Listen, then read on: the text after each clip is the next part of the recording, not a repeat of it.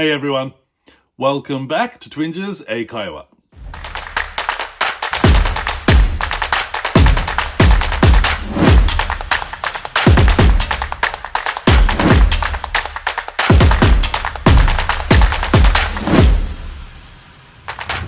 皆さんこんにちは、Twinges 英会話です。Welcome back。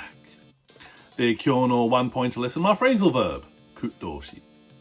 で、今日の Phrasal Verb はTo settle down. To settle down means to begin living a stable and routine life. 安定した日常生活を始める。例えば、I'm not ready to settle down yet. I'm too young. 日常生活を送る準備ができていない。若すぎるだから。で、もう一つ。I think I'm ready to settle down and start a family.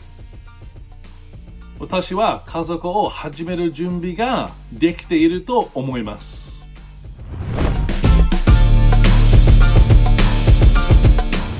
で、最後もう一つ。It's time to settle down and get married. 結婚して普通の生活をする時が来ました。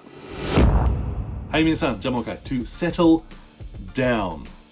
To begin living a stable and routine life. 安定した日常生活を始める。はい、皆さん勉強しましたか？はい、よかった。それで質問ならば、手ならば、みんな下コメントお願いします。